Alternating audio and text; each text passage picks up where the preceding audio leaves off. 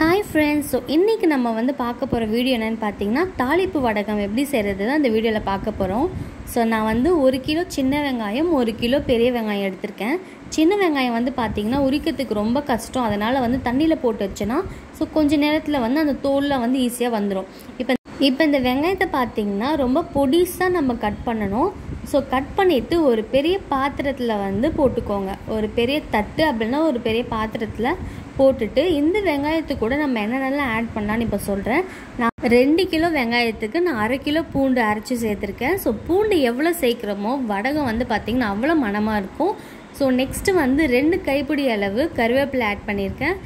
100 gram கடுகு, 100 gram சீரகம், 100 gram சோம்பு, 100 கிராம் வெந்தயம், அப்புறம் வந்து கொஞ்சமா உப்பு தேவையான அளவுக்கு, அப்புறம் மஞ்சள் தூள், உளுத்த பருப்பு, தோரம்பருப்பு, கடலைப்பருப்பு வந்து கொஞ்சமா ஆட் பண்ணிக்கோங்க. அப்புறம் வந்து வாசனைக்கு வந்து பாத்தீங்கன்னா பெருங்காயத்தூள் கொஞ்சமா ஆட் பண்ணிக்கோங்க.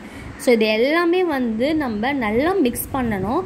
சோ ஒரு பொருளுமே வந்து தனியா இருக்க கூடாது. எல்லாமே வந்து நல்லா ஒண்ணா சேர்ற மாதிரி நம்ம ஒரு கரண்டி அப்படி இல்லனா கையில கூட போட்டு நல்லா mix பண்ணிக்கலாம்.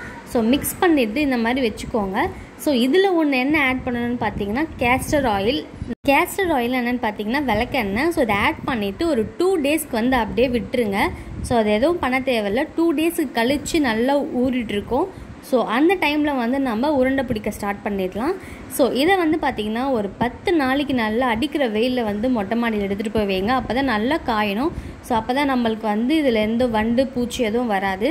சோ இந்த வீடியோ பிடிச்சிருந்தா motucreations சப்ஸ்கிரைப் பண்ணுங்க. Thank you.